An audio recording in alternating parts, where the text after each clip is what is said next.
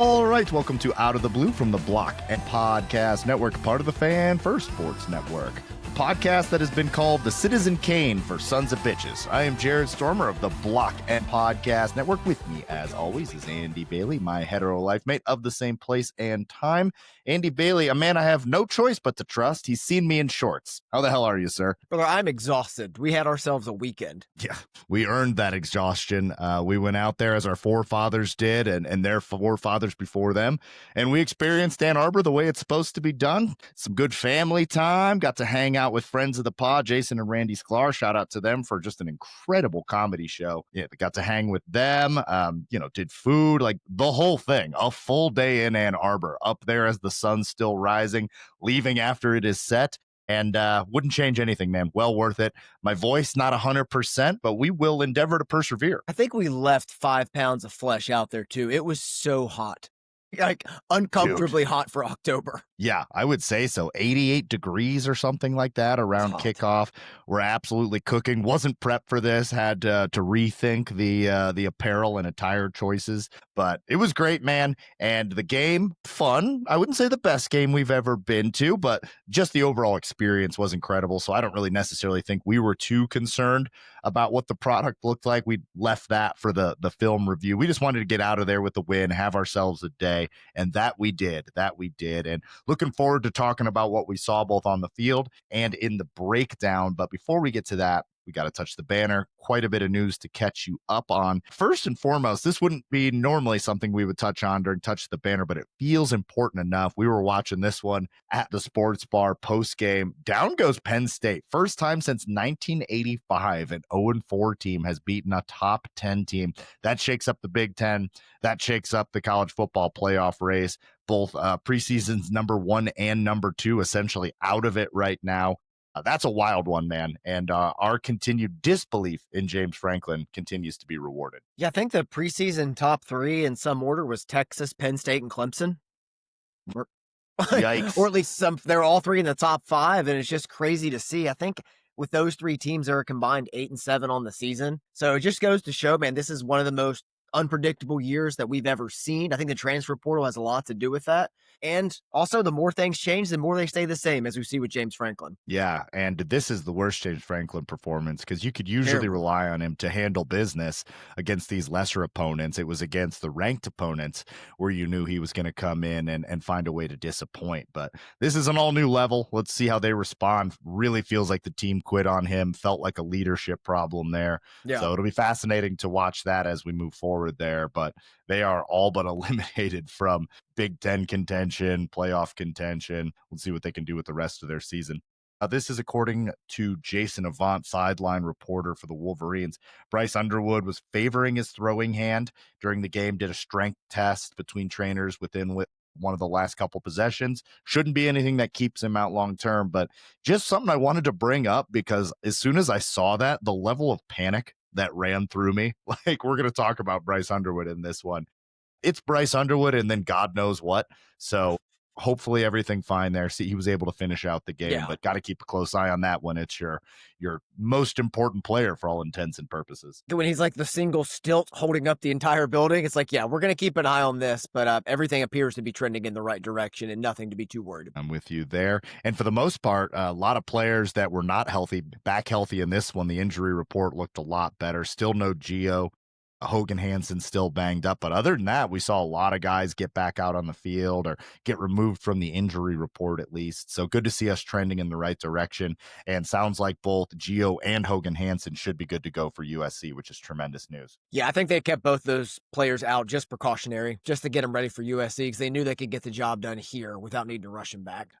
Could use some Gio El Hadi, to be honest there. We'll talk about the offensive line performance in this one, but I would say we're still not at our best, or at least I freaking hope that's not the best effort that we can offer. So need to see Gio out there, particularly Gio with Guarnara. I think that's a combo that I would like to see at the guard position. Yeah, 100%, and see how that looks. So see what we get from them. Speaking of injuries, 4-star Michigan quarterback recruit Brady Smeagol, torn ACL, out for the season. So that's a huge bummer, man. Was very interested to see what he could do this season, but it's all about just getting right and getting back on the field and wishing him a speedy recovery. Thankfully, he should be ready by fall camp, which is a big deal for him. Like, he's going to miss the spring, unfortunately, but even if he early enrolls, just getting inside the film room and getting up to speed above the shoulders, that's still going to help him tremendously. Well, and being able to get into that Michigan medical staff early. Yes. So I think early enrollment would really benefit him if he's rehabbing from that still. So get in there and have their, I mean, one of the best medical facilities on planet Earth is in Ann Arbor. So that'll do. Get him in there. That will do. I got the announcement on the Washington kickoff. That is not this week, but the following week. That's a noon kickoff. That's 9 a.m. kickoff their time. That means it's like a 3 a.m. wake up their time, maybe a little earlier. That is brutal for Washington coming across the country. And I don't care. You want to join the Big Ten? We're not going to cater to you. You come to us. You can attest to this. You just came from Mountain Time to Eastern Time. And what was that transition like for you when they're coming even further? I'm still dealing with it and not 100% right, and was like pretty messed up and couldn't get to sleep at normal hours. Your circadian rhythm's messed up. And I mean, you still have to be up at a set time. So like if you can't get to sleep because your body's like, brother, it's 8 p.m. Like it'll mess you up, man. Like I'm still not over it. And they've got weird travel on both ends of this, or 2 weeks before it as well. Like, so it's going to be tough for Washington, who's having an all right season, but that's a big ask for them to come all the way across the country for that. So I am pleased because I prefer a noon kickoff just for my own purposes. That's obviously, we've talked about that many times. Although I will say for the game that we were just at, I wouldn't have hated a 3:30 kick, but when I'm at home watching peace and quiet, noon all day. Noon kick till I die. My funeral is going to be at noon, just for the sake of everybody else. Like Andy went out at the time he wanted to go out, and I love this. It's a home field advantage. Like this is what teams should be doing. Use it to your advantage. So I love that. And also I love that, speaking of travel, for USC this week, Michigan's going out west on Thursday, practicing Friday at the Chargers facility, giving more time to acclimate, and then playing the game at USC, obviously 7:30 Eastern. At the Bolt, the Chargers practice facility. I am assuming this has to be Harbaugh related. Like there's other places you could have practiced. Like, yeah, I don't think that I'm going out on too big of a limb there. So that'll be cool. Yeah, just a way better travel schedule for us. They leave Thursday, practice Friday, and then Saturday game. And that one is, what time's the kick? This 7:30 Saturday? At night, so 4:30 West Coast time. 4:30 West Coast time. Yeah, fine with that. I'll be home, no plans, chilling, just me and the TV, and a great slate of games. Excited to talk about some of those. Probably talk about those on the Thursday podcast. There, Michigan hockey, brother. It's here. It has arrived. You are truly in the Lord's warm embrace. Talk about it. So I've been really excited about this team as the summer wore on and kind of learned more about their roster construction, what they were putting together and hoping to achieve. Ideal start against Mercyhurst, completely dominated game 1, 11-1, and game 2, 7-0. Will Horkoff currently leads the country in goals scored. I believe he had a 5-goal weekend. He was a first-round pick this past year in the NHL draft. Team's littered with talent, and we're going to find out how good they really are quickly. They travel to Providence this coming weekend for a 2-game stand. Number 9 Michigan, number 7 Providence. I can't wait. I'm really excited for this team, really excited about their potential. Jack Ivankevich, Jack I in net has been a revelation for this team as well, just keeping things out, really helping everything take shape. So excited to see where they're going to go, man. Like, it was couldn't have been a better start. You going to try and get up and watch a hockey game this year? I am going up to actually cover one. Look at me, press row. Look, they're letting me do it. I don't know why. They must be out of people. I'm going up for the Penn State series in February when Gavin McKenna comes to town. Come on now. Come on now. That'll be exciting, man. Definitely going to be watching that one. Heck yeah. Couldn't ask for a better guy there to cover it. Nobody knows it better, honestly, maybe in all of, outside of the program than you. So that's awesome, man. Last little bit of news here, not Michigan adjacent, but certainly an interesting sports story from the weekend. USC adjacent. Former USC adjacent, who we do play this week. Way to spin it back. Mark Sanchez, former USC quarterback, former New York Jets quarterback, stabbed and then later arrested at the hospital. While someone getting stabbed is certainly not funny, we do not condone violence on this podcast. Getting stabbed, garnering the sympathy of the nation, and then getting arrested 2 hours later for the events surrounding the stabbing because you perpetrated it, that's unfortunately funny. He's going to live I have, so I mean, he's going to live and probably enter rehab because I don't think that you get into the fight with a fry oil delivery guy and get yourself stabbed and pepper sprayed without there maybe being a couple of road sodas in the equation. So I need your help here. I've got 3 potential article headlines for the Mark Sanchez stabbing. You tell me which one you like more. All right, let's do it. All right. Butt fumble author loses credibility, comma, blood. Dirty Sanchez, semicolon. Foul play leads to sticky situation for former quarterback. Okay. And back alley Sanchez. That's it. No, back alley Sanchez, spilled oil, spilled blood. That's even better. Okay. So semicolon. There you go. It was so funny how the news came out. It was stabbed, then it was charged with misdemeanors, then upgraded to felonies. Like it just kept getting got worse throughout the day. Yeah, we're just like following this story from Ann Arbor. Like, oh my God, I hope he's okay. Mark Sanchez, you poor man. Then it's like video comes out of Mark Sanchez attacking fry oil delivery guy, and it's like the story's taking a turn. It just kept getting worse. I mean, the football equivalent's like, hey, Jayshon Barham has a sack and he picks up the ball and scores a touchdown. Wait, it doesn't count. Also, he's ejected for targeting and gone the first half of Oklahoma. Okay, that's where we're at now. Yeah, and then also Jayshon Barham arrested for targeting. Like, what is happening? It's crazy, man. I can't believe this story. Yeah, you talk about the nonsense down in North Carolina. I'm sure Mark Sanchez saw that and got jealous. He needed some more nonsense. Like, you thought the butt fumble was as low as he was going to get. It was like, no, hold my beer, hold my fry oil. I got more for you. Wait till I attack this guy that's emptying out the fry oil from the local Chili's. 69-year-old man that bodied him. Like he bodied a professional full. I mean, granted, he had pepper spray and whatever he used to stab. I'm guessing a box cutter would make sense for a fry oil delivery guy. Good for him. Good for him. God, we sound like horrible people. You got to protect yourself against a drunk Sanchez. All right, let's keep it pushing. There was a game that we were at, and it was a wonderful game at that. Michigan 24, Wisconsin 10 in the Big House. Homecoming, Mays out. Great show out for the Mays out. 111,000. I would say for the most part, we did an outstanding job with the Mays. It looked good in there. It was loud all day. It was loud when it deserved to be loud, at least. There was some groans at times, which we'll talk about. Let's start with the 30,000-foot view of this game, brother. Go for it. The Donovan McCulley game. It was the coming out party for him. It was his second best game of his career as a receiver, the best game in a Michigan uniform. And when the offense needed him the most, he just took over in the second half. It is the Donovan McCulley game. What I wrote was loudest cheer for this game was the Rod Moore interception. Second loudest cheer was Blake Corum being introduced. Third loudest cheer was for a cloud that blocked the sun for 16 seconds because God was it hot. You're not kidding. Us, it was. I am not kidding. For us, it wasn't about the game or the performance of the team necessarily. More about having a hell of a time with great people. But the game did have some excellent moments. The emergence of McCulley, as you mentioned, and the return of Rod Moore feel like the big takeaways here. And there's some others that we'll certainly discuss. But we're fans in search of greatness and great performances overall. I would say that this performance probably not worthy of greatness. So I do come away with a lot of stuff that we need to clean up. Yeah, it was more of a malaise out than Mays out. Like the team was just completely looking forward to USC in this one, lethargic out of the gates, especially on defense. And then the teams kind of took turns with miscues, minor breakdowns, execution stuff, technique. Like mine wasn't completely on the game in the moment. You mentioned it was hot as hell. Just trying to get out of this game with as little injury as possible and get over to USC. I'm with you. I have an existential question to kick off this discussion. So, and this will lead us into whatever side of the ball you answer with here. What is the one thing keeping this team from taking it to the next level at this point in the season? Self-inflicted mistakes. Okay. Well, that's all 3 phases, so I don't know where that's going to lead us. So let's start on offense with the self-inflicted mistakes. And let's start with 2 words here. Dropped passes.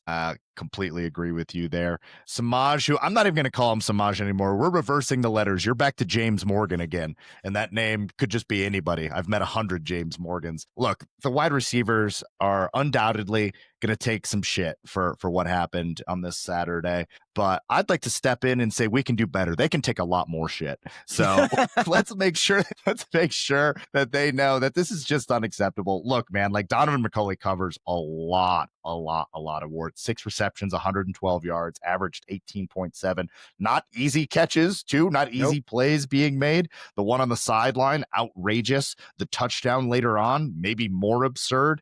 And while everybody else can't catch anything, he can't seem to miss anything. So before we go negative, let's start positive with just how good of a game this was from McCulley. He had one catch for 6 yards in the first half and then just completely took Wow. over late in the third quarter and blew the top off of this thing. My favorite stat from this was on Michigan's 3 and outs, McCulley had 0 receptions. On Michigan's 3 touchdown drives on Saturday, he had a reception on every one. Like, was the complete accelerant for the offense, did so much, helped raise the tide of this room. And his just emergence as a true wide receiver one with what he can do with his body in terms of a possession receiver, big play receiver, as we see now, can do so much to help the entire offense. It can just open up stuff in the run game, remove an extra person from the box. And the way Chip Lindsey moved him around from being isolated on one side by himself to working in bunches makes it hard to cover him with one person. You got to account a safety for where McCulley is, and that's just going to help everything in this offense. What I noticed about him was it's just very, very aesthetically pleasing to watch Donovan McCulley go up and high point a ball. He looks like a receiver. It's all hands. The ball's never coming into his body. He keeps his eye on it. He goes up there and just has tremendous sticky hands, like looking like an NFL prospect at this point. And I think you just need to feed him based on what I saw, you need to be feeding him an unconscionable amount. Like you need to just be spoon feeding him, force feeding him, because I would say right now, it is Donovan McCulley, gap, Andrew Marsh now, who we'll get to in a second, who I think has stepped in as the second best, large gap, and then a morass. It's probably Samaj Morgan just because, and we're going to talk about him at length here. But the fact that we didn't have McCulley or Marsh on this team last year makes you realize just how egregious and atrocious it was last year. I mean, hell, could Peyton O'Leary be wide receiver 3? Could we bring him back into the mix here? Like, we haven't seen him drop many passes, made some big ones against Ohio State. And to echo your thoughts to begin this thing, there's a lot of hate in this world. And somehow there needs to be more surrounding these wide receivers. I mean, Samaj Morgan, you are a wide receiver and you're 5'11". He does block, or at least he tries to block, but you're pretty limited with what you can do at 5'11". He's never going to be like a world beater out there, but he's averaging around 2 drops a game. I don't have that stat in front of me. I just have watched every game and it feels like 2 drops a game. It was certainly 2 in this one. One of them caught, and then fumbled again, or bobbled, caught, fumbled. Excuse me. That was, then fumbled. There was just so much happening on one play. I didn't even know how to grade it. Honestly, it wouldn't surprise me if he could fumble it before catching it, because I'm sure he's tried. It's the first time it's ever been done. Michigan currently leads the country in drop pass percentage at 17.4%. It's the highest in P4 right now. That's just unacceptable. Insane. Yeah, and like Bryce Underwood, who's having a pretty good season, like his stats are suffering from that. I mean, you almost need to adjust what he's done for how bad the wide receivers have been. There's been some tight end drops in there as well. It's not just wide receivers on those drops, but primarily. And Samaj, my thing with the Samaj Morgan thing is he has these bad plays, but they go right back to him. And sometimes you like that. Like all right, so it's a young quarterback. He threw an interception. We're coming right back, letting him throw one. Let him know, like, you're our guy. We got to stick with you through the year.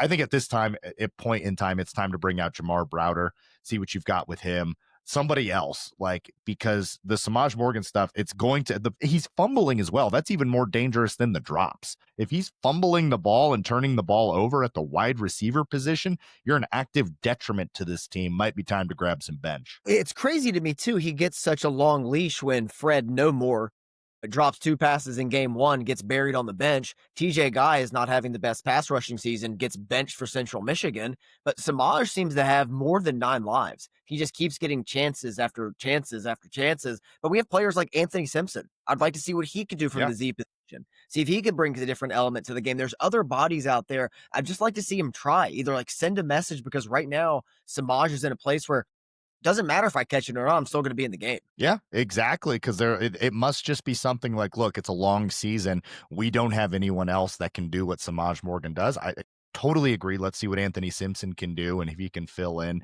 and if he can at least hold on to the ball or not fumble it away, that would be absolutely delightful. And not to be outdone, Shannon Goodwin has been rough, and Kendrick Bell was very rough in this game. And I know that was the guy that you were really hoping to break out, but 2 plays, including a drop where Bryce Underwood did some incredible footwork scrambling to get out of the pocket. Wide open Kendrick Bell, 2 hands on it, dropped on the hands team for the onside kick. like you said, I think he may have been trying to swat it out of bounds, possibly, Yeah. but the way he high pointed it and went up and touched it, I was just like, oh no, it looked bad Yeah. in real time.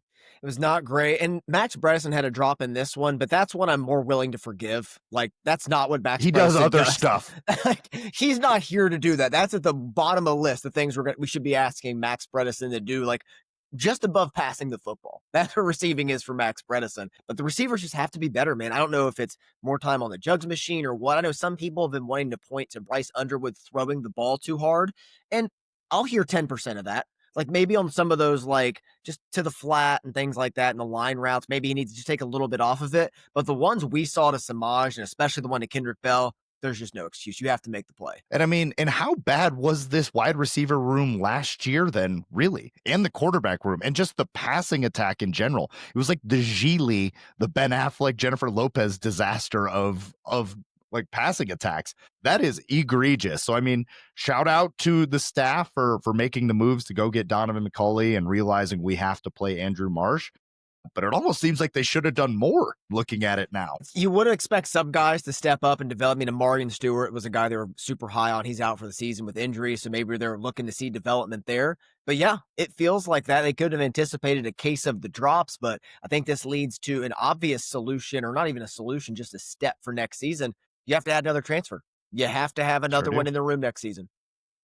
Because you're losing your best wide receiver by a wide margin, and then it's going to be Andrew Marsh's time. We got some young guys coming in, but I don't want to rely on sophomore Andrew Marsh and then 2 freshmen, and then praying for Channing Goodwin and Jamar Browder, and like there needs to be an adult in the room. Totally agree. They're going to have to go get a transfer wide receiver. You need a sure thing, and I think we'll see it across several different position groups. It's like the AJ Barner corollary. All right, you have Colston Loveland coming back, who looks like a stud. You need somebody else in there with them. You got to add like an AJ Barner, somebody to get in there. AJ Barner, by the way, who had 2 touchdowns this past weekend and is balling out for the Seahawks. So it's like, just because you bring in another guy, it's not saying the rest of the room is terrible. It just helps bring everybody up and like give some room for depth and more chances. So like when you need an answer, you can find one instead of last season's room where it's like you're looking for an answer and it just didn't exist. Every problem this team has, there's an answer right now. Yeah. 100%. And you said that as we were walking out of the stadium, and you were just like, this is a game that we probably lose last year. This is a game where it's something like 13-14, and we are absolutely disgusted with this team. So I don't want it to be all doom and gloom. Like this team has answers this year that they did not last year on offense. So let's go to Bryce Underwood, 19 of 28 in this game, 270 yards, 1 touchdown. Obviously should have been better without those drops, and you can extrapolate that to the whole season that he's having. That honestly, Bryce Underwood should be having a pretty noteworthy, like should be opening some eyes kind of freshman season. He still is, but without those drops, it even looks a lot better. So we got to see him in person. First thing I noticed looking at Bryce Underwood, that size, that speed, it is Cam Newton-esque, different level of prospect, does stuff with his legs that is just very impressive. It doesn't look fast in person either, but you know it is fast because he's pulling away from everybody on the ground. Didn't do much in this one. 5 rushes for 12 yards. His long was 7, but that's fine. You know, keep him healthy in this one. But I was impressed with our first in-person experience with Bryce Underwood. Yeah, a career high 270 yards, by the way. Worth mentioning. Should have been 300. It could have very easily been 300. That was one of the things I want to keep harping on. Like, this was a lackluster, lethargic performance. Michigan's offense should have done so much more, but they had over 400 yards, over 270 passing, and over 175 rushing. That's a bad offensive game now. That's what the standard is, and that starts with and because of Bryce Underwood. Great point. 445 to their 252. So we're not going to be all doom and gloom here. I promise you that. Like, there's a lot to like about it. And Bryce Underwood, certainly one of those things that I like. Some things he needs to clean up, but what is that? 1 interception, 1 fumble on the year, if I'm not mistaken? That's pretty elite for damn near halfway through the season. Yeah, I think he got credit with a fumble in this one, which is kind of a little bit BS because the snap was bad. But like, just some didn't lose it though. But yeah, he didn't lose it. It's like just a few ball security issues, and the interception was just like an F it. They're down there somewhere at Central Michigan. I can take some risks, but to your point of just being a freshman taking care of the ball, I mean, he's well and above most people you're going to see, and he's done it against the nation's #1 pass defense in Nebraska and the nation's #1 rush defense in Wisconsin. Bryce Underwood is currently second in QBR, which is best in the Big Ten and the highest of any freshman in the quarterback in the country. It's also higher than some of these names: Lenoris Sellers, Rocco Becht, Drew Aller, Miller Moss, Dylan Raiola, Sam Levitt, Marcel Reed, Kevin Jennings, DJ Lagway, Cade Klubnik. That'll do, young man. Yeah, I mean, we talked about this season just being, trying to keep the interceptions down, how Raiola had a good year last year in terms of just being a freshman, and it was very mediocre. He's well and above, and I think more people are going to be in tune to what he's doing at what level with these next 3 weeks. Yeah, next 3 weeks, there's going to be some more eyes on him. And if he has good games against USC, Washington, rivalry game, Michigan State, you'll see sort of some of that national attention start to come to him. But for now, I like it. Fly under the radar. Keep doing what you're doing. Was very impressed with what I saw from him in this one. The rushing attack again goes over 100. Justice Haynes himself again goes over 119 carries, buck 17, 2 tutties with a 43-yard long. Justice Haynes breaking a big one is just becoming commonplace. I mean, it's more reliable than it's just incredibly reliable, something that you can buy into every single time. Like, I'm just very in on this player. He's fast in person, big in person, can handle contact. Like, I was impressed with the Haynes experience, man. Lived up to the billing. First Michigan player to have over 100 yards and a 1 touchdown a game, at least in the first 5 games, since Denard Robinson in 2010. Like 15 years since we've seen a player with this kind of consistency. Still leads the Big Ten in rushing. Just the ability to, like I said, to hit the big one and get to the next level and take off is impressive. And Jordan Marshall late in this game, I thought was very impressive as well. Like, again, taking a limited amount of snaps, but Michigan almost scored to end this game and get the cover because of what Jordan Marshall was doing. It was so close. But this duo, man, I'm just infatuated with what they are just week in and week out. I thought there was some really good pass pro in this game as well from both backs, especially from Justice Haynes on the McCulley circus catch where he spun, ducked the defender, and then got down at the 1. That's a max protect look. Justice Haynes is brilliant one-on-one in this one and really allows that play to develop. So I can't give higher remarks for the running backs, especially for the season. Samaj Morgan had 1 rush for 2 yards. That do anything for you? It's just so bad. We've moved on from James. We've moved on from James backwards. Let's get to the offensive line in this one, man. And on the field, I think you and I were like, okay, decent day. On rewatch, not a great day for the offensive line. I don't know if it was the heat or if it's not having Gio out there or what it is. But this was, for a couple of these guys, their worst day. Jake Guaranara continuing to be maybe the best offensive lineman. Didn't have that in my bingo card to start the season. What'd you think of the offensive line? If Jake Guaranara can play center as well as he plays guard, we're good for the next couple years. Great shape. We're set. Yep. Like, I feel that confident early on, just seeing what he's doing. He's only getting better, just continues to ascend. Offensive line was pretty rough in this one. Just minor miscues, just lack of execution, lack of details with hand placement and stepping. Egg had a rough game, really struggled in the heat. It was the worst game I've seen him play at Michigan. There was a lot to just improve upon going from this, but also credit to Wisconsin's defense, man. They lived up to billing in terms of being the number 1 rush defense. Those defensive tackles were big, got after it. The defensive back 7 was very disciplined. They tackled really well. I think they caused some issues. Like, granted, now Michigan helped them out with some miscues of their own, but credit where credit's due. That was a really good front. Yeah, they have now dropped to 6th best rushing defense at number 7, University of Michigan. Number 1 currently, Mizzou. Big game for Mizzou this weekend too against Alabama. That's gonna be a fun one. Yeah, I like your point there. Like, I'm not gonna deflect blame here because this offensive line, it's got to be better, man. There's no doubt about it. We're not taking the incremental weekend steps, but this is also the best defensive line we're going to see till Ohio State. Yeah, they were legitimate. We were impressed. They're big. This offensive, just the entire Wisconsin team, actually, both sides of the ball, large team. So I think that they really presented some problems for the Michigan offensive line.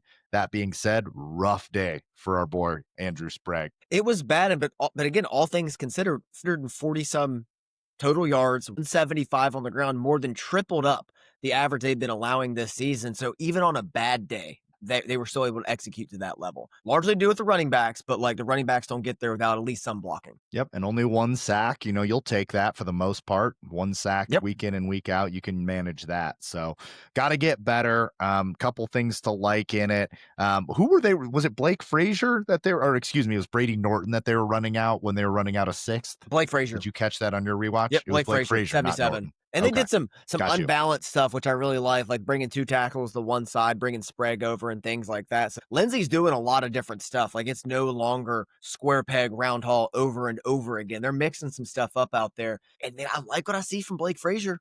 I'm not against, I mean, it might be drastic, but Blake Frazier coming in at left tackle, is there that much of a drop off between he and Link right now? Yeah.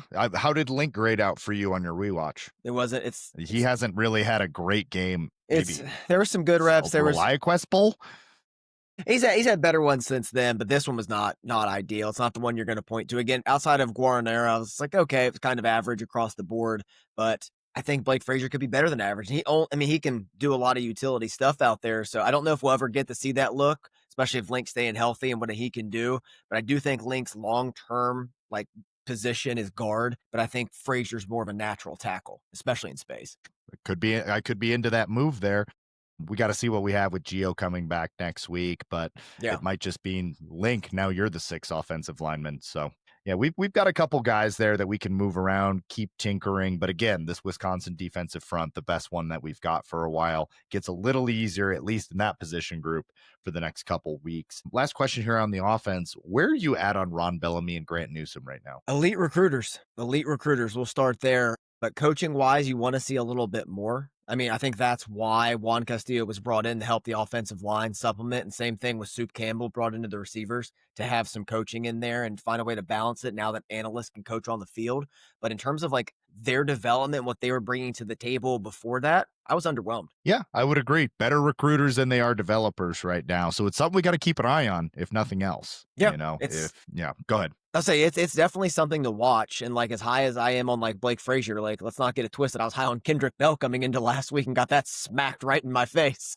So it may not be the source of truth, but you want to see more from them because that was the MO under Harbaugh. It was the development. And now obviously the recruiting is great because you want to get that talent in there. It's better to have a talented Andrew Marshall on the field as a freshman than a developed 4th-year Peyton O'Leary. Look, there's been a lot of things that I was high on that have disappointed. Miles Spider Sims, Clemson this year, the snack Kareem wrap Walker. from McDonald's, Kareem Walker, a bunch of stuff has let me down. The Transformers movies by Michael Bay, you get let down all the time. It's all right. Let's Tight take ends a break. grade. Oh, tight ends grade in this one. There wasn't a lot there. I mean, Marlon Klein remains one of the better blockers just on the team. Bredesen right there, probably even better than him. Tremendous blockers, but I mean, how many targets for Klein? I think 2 targets, 2 receptions. Zach Marshall was out there a decent amount there, yeah. And he was out there a lot, and they were lining him up out wide, which I thought was interesting. Different little wrinkle there. He played a lot. Jalen Hoffman played a lot. Deacon Tonielli got in the game. That was the number we saw late in the game. He got in the game late in this one. Since we really didn't see them much in the receiving game, I gave him a C. There wasn't too much to hate on, but there wasn't too much to rave about either. So a C game. I'm still waiting for Klein and McCulley to be going in the same game because we saw the 90 yards from Klein in week 1 against New Mexico, been banged up. Now we see the emergence of McCulley. I'm waiting to see how Lindsey balances those two with the running game in the coming weeks. Yeah, Klein was my pick for player of the game because I'm we've seen it in there. We know he actually is a good pass catcher. And between McCulley, Marsh, and Klein, you have something there. You just can't let any other targets go to anyone else at any point. Well, Hansen, you can if he's healthy because we saw it against Central Michigan, the high point ball on the wheel route. So we've seen it from Hansen as well. And we haven't seen the drops with him either. Yeah, we also haven't seen many passes to Justice Haynes, which we thought was going to be a bigger thing with what we knew about Chip Lindsey. So be interested to see if that's a wrinkle he starts to work in the second half of the season. Yeah, we like the screen against Nebraska on that critical 3rd down, but they seem to be going to that sparingly. Yeah, I would agree, unless they're keeping that in the back pocket for teams that might be played around Thanksgiving time. Exactly. Who knows? Let's take a break. When we come back, we'll talk defense, special teams. We'll be back right after this. All right, we are back. We are righteous men. College football is very good. Just got done talking offense. Let's go to the defense. My first note on the defense, lot to like, lot to clean up. I would say that summarizes what I saw there. But really just Rod Moore coming back. What does that do for your defense? If Rod Moore, All-American, all-world leader out there with dreads that make him look like the Predator now. I don't think he's cut his hair since he was last on the field. Looks sick out there. Had an interception in this game. Loudest cheer from the crowd on that. And man, what does that do? Like, I'm very excited to see how this changes everything else, how other guys get moved around and how the communication improves. So those were my top two notes. Drastically raises the ceiling. And this was it. I mean, at worst, 90% of the best Rod Moore we've ever seen. He looked incredible in this game. He was the only player to recognize the reverse and chased it down on the backside. He almost had a pick six jumping a route on a little throwback. He did have the pick later on in the game and really bailed Jair Hill out of a sticky situation. And he just looked Uh-huh. fast. He looked confident. He looked heady. You could like watch him every time he's out there, getting people in the right position, communicating across all three levels. And I just have like it's like a warm feeling seeing Rod Moore out there, not just because he returned, but because I know he's going to get everybody in the right position to succeed. It's like slipping into a warm bath. It's like just getting a rack of ribs on a lazy Sunday. It's Like a just rack of like ribs in a bath. a rack. Ooh, come on now, don't tempt me. Yeah, you just feel good about it, man. Seeing him back out there, national champion Rod Moore, and you're like, oh yeah, this guy's on the team. Not only that, we forgot how freaking good he is. And I just really hope we get to see more snaps, more of Rod Moore as the season goes along. And that's a scary, scary proposition for everyone else, man. And we're going to need him against some of the quarterbacks we've got coming up in the next 2 weeks. I won't say 3 weeks because Aiden Childs doesn't scare me. I'm sorry. But nonetheless, it'll be good to have him out there. I mean, this game especially is where the secondary, I think, is going to be tested the most until Ohio State against Lincoln Riley, USC, and what they're doing in their passing attack. That's the scariest thing we're going to see through the air. And having Rod Moore playing at this level makes me feel immensely better. Also, Zeke Berry, he had a terrible first series of this game. It was like you could tell he'd been out some time and then played great the rest of the game. And that's what you also want to see, a player like that shaking off the early just rust from being out and getting back into form. And having those two rounding into form, we saw the wrinkle with Mason Curtis playing a lot of nickel in this game as well. Like it kind of like spelling TJ Metcalf. Gets me excited for what they could become, but none more so than Rod Moore in the back end. It's nothing compares. That was like the biggest takeaway overall. Jaden Sanders in this one, again, quite a few snaps. And early on in the game, I was like, time to have a discussion about Zeke Berry versus Jaden Sanders. But as you mentioned, Zeke Berry Yeah. really improved his play moving forward after that. I think Jaden Sanders is exactly where he needs to be, the third cornerback, getting a lot of run out there. What Rod Moore being available at safety does and how you can move guys around from there will be fascinating. Gives Wink Martindale just like another piece on the chessboard that he can use. But Jaden Sanders has become reliable. Saw quite a bit of Shamari Earls and Dotson in this one as well, particularly on the last drive, which I thought was fascinating. Obviously, I didn't care about my cover, but that's fine. Moved down the field, and I was very locked in on the freshmen to see how they looked out there. And they didn't do anything egregious. They didn't do anything to make me be like, oh boy, not ready. Elijah Dotson, I would say a little bit lower than those two, but Shamari Earls looks like a cornerback out there, rocking the number 2, 6 foot, all a 6 foot, maybe 6'1", big dude. So I'm excited about those two. But Jaden Sanders right now on a slightly different level as far as the freshman. And Jordan Young. Jordan Young played a lot in this game Jordan as Young well. played quite a lot of snaps. Yeah. Played Do like what I see from him, though. Played well, and I'll tell you who else I like from is Caleb Anderson. Not a freshman, but making his debut for Michigan this past week, a 6'3" corner. Now Michigan has a firm set of number 2 corners that you feel comfortable with in Caleb Anderson and Jaden Sanders. Like, go back to like week 2, it's like, boy, what are we gonna do? Like, we have Jaden Sanders starting now, and then the rest of them are injured. Like, you feel so much better about the depth now, and I love the way Wink is building it. Going to be interested to see the way they use the depth against an opponent like USC. I don't anticipate him going nearly as deep in the bag with this kind of passing attack, but getting these guys reps this early on is just going to continue to pay dividends the rest of this season and into the future. Yeah, no, I'm with you. I gave a pretty positive grade on Mason Curtis in this one. Brandon Hillman with the TFL, just a psychopath out there. Love I it. still love him. I just like what he brings. I'm sorry. And probably he's going to play a little less with Rod Moore out there. But Mason Curtis was a guy we were critical of early on. He played well. I think he's trending in the right direction overall based on what I've seen from Mason Curtis recently. He is. I don't know if Hillman will play less. I think he and Rod Moore are going to play together. I think those are our best 2 safeties. Like, and Fun tandem. I think they can move around and like complement each other in a way. They played some reps together in this one. I mean, we know the backstory that Rod Moore's the reason Brandon Hillman came to Michigan. Like, he wants to be like him. Love the way he like thinks the game. I think they play really well together.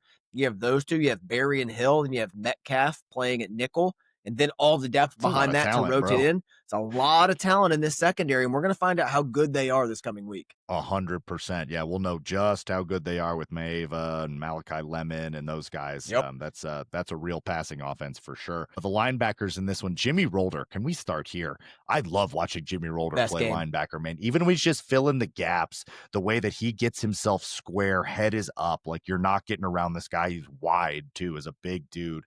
When he's blitzing, even if the running back's in great position, he hits you so hard that it really impacts the play. Like that running back's getting pushed back a yard, and all of a sudden, Jimmy Rolder, again, big dude, is in your face. You really felt him in this game. I was very impressed with what I saw from him. He was so physical in this game, just so physical. He's always been a really good blitzer, which I think has been kind of an underrated part of this game. And now he's just rounding everything else out. Like you saw some stuff in run fits, he was great. Like rushing the passer, he was great. Did much better job in coverage, as did Ernest Hausman, who should have come away with an interception. It was so close. It was so close.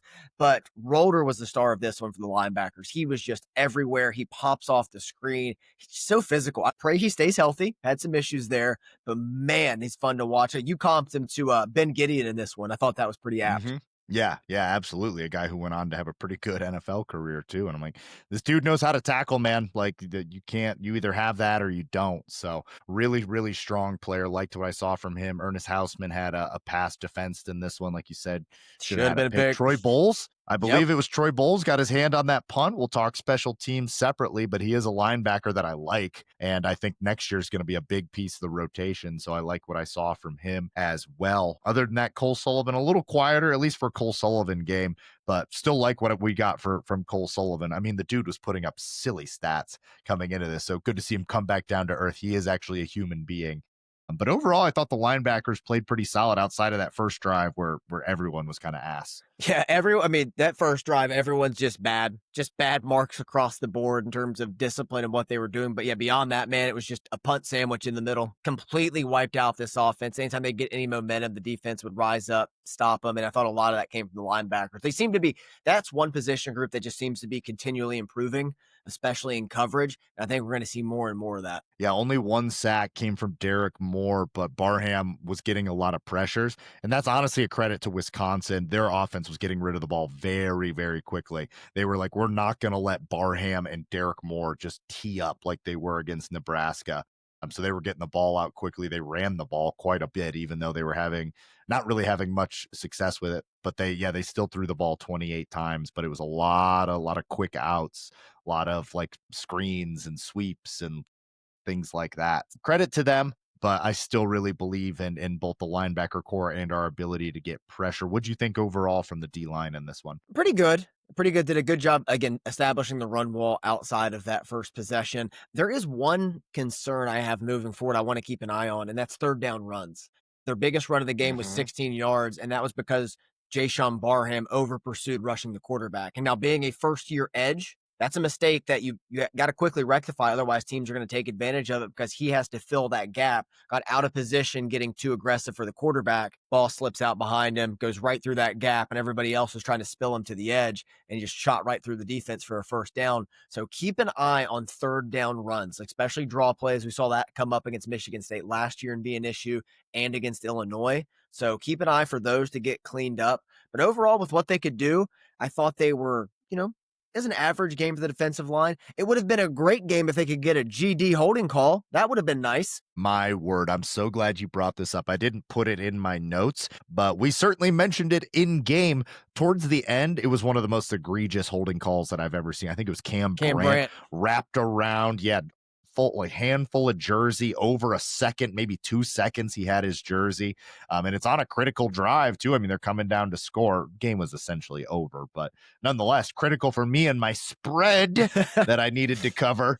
And like no holding calls for the entire year with Jayshawn Barham, Derek Moore, TJ Guy, and Cam Brandt rushing the passer. That's egregious. Yeah, not to mention the linebackers blitzing and everything Wink does to create pressure. Not one drawn holding call. It has to be. I couldn't think of some a way kind of record. Yeah, dive into the Michigan history, but there's no way this has happened before. At least like Harbaugh on, right? 5 games and not one offensive holding call on the opponent. I mean, if you're saving them all for November 28th or whatever, I'm fine with it. But like, we better get them on the back end, We brother. gotta start getting some because it's outrageous. Like the way they're still getting pressure, like you gotta be getting one. Like you have to get one. Like I mean, I think there's gonna be a standing ovation when Michigan finally does gain one. There definitely will be 100%. Our fans are pretty smart. Well, no, I mean, hopefully it happens against USC, but when we see one at home, it's definitely going to be, it's absolutely going to be standing ovation worthy because I've never seen anything quite like this. Michigan is 13th in the country in sacks. I mean, and we've got 112 sack yards. You're telling me with all of that pressure that we're generating, there's not been a hold? That's insane. This is a good pass rush. It might be a great pass rush with Barham coming on and Derek Moore starting to look like Derek Moore.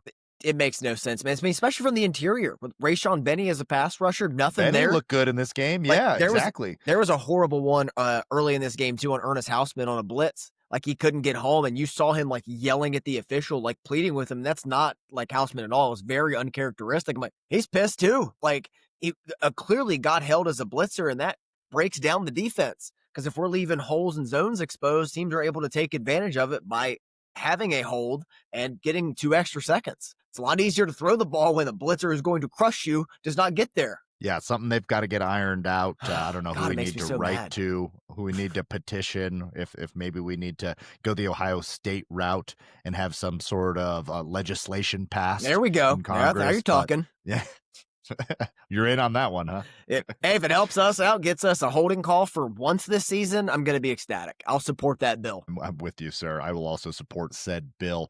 Other defensive line notes here. Trey Pierce really stood out to me. I really liked what I saw from Trey Pierce. You heard his name called quite a bit, in on a lot of plays, even when he's not making the play. I think he's going to continue to be a guy for us. Rayshon Benny looked good in person, like what I saw from him.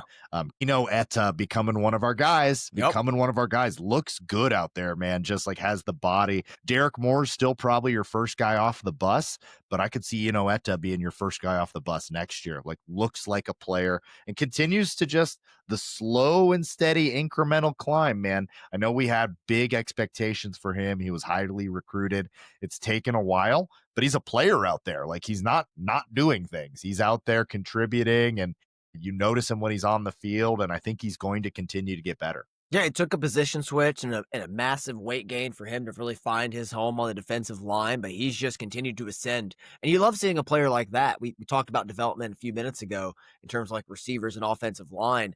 On the defensive line, you're seeing it across the board. I mean, Ike Awana's been banged up. We saw that from him last season. We see Etta continuing to ascend. See all those guys in the middle just stepping up and having a nice rotation with minimal drop off. And that run wall is ferocious. I think Trey Pierce has probably been the best one, at least most consistent in terms of stopping the run. And that's been essential in every game this season. And a fun fact about USC, in every game they've won the rushing battle. In the one game they've lost, they lost the rushing battle. That's a fun little tidbit. We'll certainly mention that on Thursday when we go live to break down USC. You and I have been chomping at the bit to break down this USC game for like a couple weeks. Yes. Like even we were kind of looking past Wisconsin. So very, very excited for that one.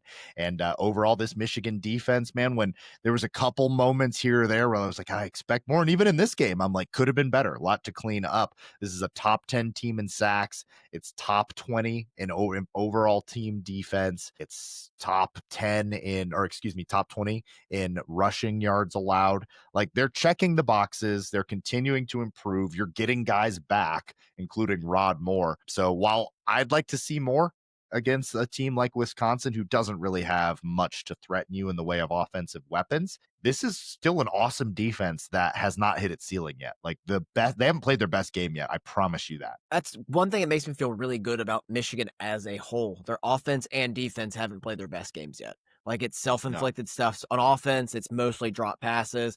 Penalties got cleaned up. Only one penalty in this one hold for 10 yards. So that was good to see. On defense, some missed tackles, some miscues, things like that will get cleaned up. And we saw it last year with Wink. They continue to ascend all season. They're well ahead of where they were where they were last season at this same point. Well ahead of where they were. I mean, we didn't see this kind of defense till late in the year last year. So having that experience and having them continue to get better.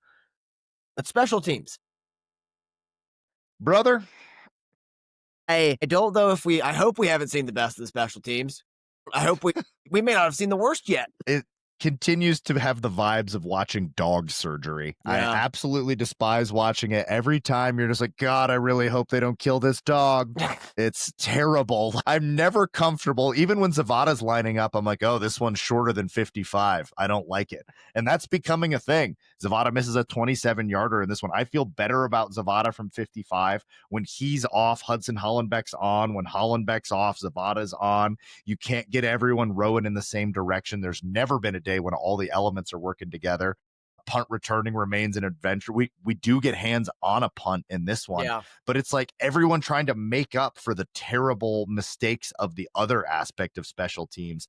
Never have, like you said, we have not seen a full, complete game of special teams yet, but I'm starting to think this is just what we're going to get. Should we call Dom Zavada Happy Gilmore? That incredible long drive, can't putt. Yeah. Yeah. I wrote down it's like a pointillism painting, if you're familiar with that. No. Like up close, it just looks like a bunch of shitty dots, but the further away you get, it becomes like a beautiful mosaic. You've seen them before. You just make a bunch of dots to make a painting. That was what I wrote down. I think that the Happy Gilmore reference probably better for this podcast. It reminds me of 16th century Franciscan painter. Yeah, it makes no sense to me, man. I mean, the snapping needs to get cleaned up. Shout out to the holder. I think it's Hollenbeck on the hold, did a tremendous job saving a few of those kicks and extra points in this one. Got to pick that up. But Zavada just, you can't miss a 27-yard field goal at this level. I feel like he's missed more field goals inside 35 yards than people have in Pat McAfee's 35-yard kickoff contest on College game day. Like, you have to do better than Brad from X fraternity at Tennessee, please. Dude, I'm there with you, man. And on average, only 1 to 2 kickers are taken in the NFL draft, and he came back to become one of those 1 to 2. And there's just not that many opportunities, and he's already off to a worse start than last year. I'm guessing he's probably got another miss in there. So I would say he's not getting drafted. Like, you can almost call that now, unless he just goes on an absolute tear and is just bombing away from 58 for the rest of the year. It's not going well. And it's a tough position, man, because like two misses and you're just like, this guy's trash. This guy's a bum. And Samaj has had like 20 drops. Granted, we are saying this guy's trash, this guy's a bum about Samaj, but with Zavada, he could still turn it around. We need him to turn it around. Unlike at wide receiver, we don't really have anyone else to go to here. But I'd say I'm concerned, maybe even slightly more than a little concerned, maybe a lot concerned. I am terrified. Like, I'm afraid this unit's going to cost us a game, especially in these tight games coming up, which could be the one bounce of the ball could be the difference. And with Samaj returning kicks in LA, makes me very nervous from the last time we were there. Obviously, it's the Coliseum, not the Rose Bowl, but nonetheless. I trust Samaj Morgan fielding kicks like I trust P. Diddy with a bottle of baby oil and a boat full of Cabana Boys. I don't like it. Samaj couldn't catch an STD at a freak off, okay? That's how bad it is right now. I don't trust him back there. There's got to be another answer there. And like, forget dynamism in the return game on special teams. Competence, safety, security. Like, I sound like a home insurance commercial there. Like, warmth, protection. We have none of it, though.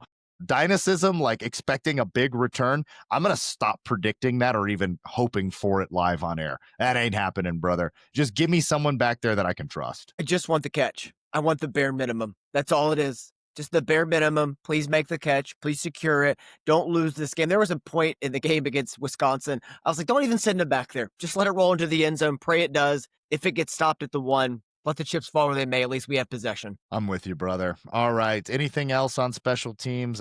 I think JB Brown will be coaching somewhere else next year. Might be a high school. Hudson Hollenbeck did kick well in this game. Averaged almost 49 yards a punt. Punt coverage was good. Joe Taylor is a stud on the special teams out here. Really, I love that we keep finding and developing players such as Joe Taylor, who is a reliable force on special teams and can be an asset and a weapon. Like somebody you can use just to rely upon when everybody else on special teams, it's less than a coin flip. Yeah, adult in the room. The rest of them are like a bunch of 8-year-olds that were somehow like given rum punches and put into the ball pit at Chuck E. Cheese. And it's like you got Joe Taylor out there like, guys, maybe put down the rum. maybe stop, maybe try a Sprite, some Kool-Aid. Someone take these alcoholic beverages away from these children. It's far too young to be in this ball pit. If JB Brown is back next season, I'm just going to be outraged on this podcast. Dude. It's bad. And I don't like to advocate for people being fired, but JB Brown should be fired. I'll do it for you. Don't worry. Thanks. I mean, I did laugh at Mark Sanchez getting stabbed. So who am I? Like, I can't take the high road now. It's fair. Yeah, It's the way high too late for the high road. Yeah, the high roads. It's way above us at this point. I'm building condos down on the low road where I belong. All right, boy. Before we get out of here, you got this in you. I know you got this in you. I'm not even going to ask. I'm just going to bring it. One thing we know, one thing we think we know, what remains to be seen. You can go the entire team. Okay. One thing we know Bryce Underwood is going to be one of the best quarterbacks in the country sooner than later. I know that for a fact. It's marrow deep. I'm with you there. One thing I know, this rushing attack is going to give anyone they play problems, provided my second one, what I think I know, I think we need to look at the offensive line. I think I know it's decent. And maybe that means I don't know, but I think like the offensive line, I don't think it's getting to elite. So I would say I think it's pretty good, and it might just be at that. But these running backs and our ability to actually have a passing attack is going to allow us to have kind of a makeshift offense because of that, and a makeshift and a running game that's just really exceeding even my expectations with these two great backs. I think our passing attack is going to continue to ascend. I know we talked about the receiver room, but I'm talking about Marlon Klein, the return of Hogan Hansen, Andrew Marsh, and Donovan McCulley, of course. Having 4 options like that, not to mention the running backs in the passing game, and if you get those all going at the same time, I think this group's going to continue to get better the rest of the year. I like it. I don't know what's going on with third downs on defense. That's one thing I'm just like, it was again, this time it was running. Previous games, it's been giving up third downs. So we got to get that cleaned up. I don't know what's going on there. This is too good of a defense to be having the issues we're having on third down. What was their numbers in this game? Let's see if I can find They that were. here I know right they were quick. better against Wisconsin. They were better against Nebraska, and then like the drop off probably came back. They did a good job against on them. offense, we were 5 of 12, and they were 4 of 14 on their third downs. They were 1 of 1 on fourth, though, so you got to kind of consider that. Yeah, kind of factor that in. It can be better, though. Just overall on the season, it can be better. Especially when you factor in the Nebraska attack, is what it is. Like if Nebraska's 4 of 14, what's a competent offense going to be? Yeah, maybe you should switch my second and my third, and the offensive line is the one that I'm like, I really don't know if we have the answers, because I was pretty wishy-washy on it. So you could switch, you can flip-flop those. That's where I'm at. That's my last one, is with the offensive line. Yeah. Like, we saw them come out of nowhere last year and peak at the end of the season somehow against that Ohio State front that I believe had all 4 players drafted. So I don't know if they can do that again, but it'd be disingenuous to count them out because we've seen it before. I want to see this unit with Gio back.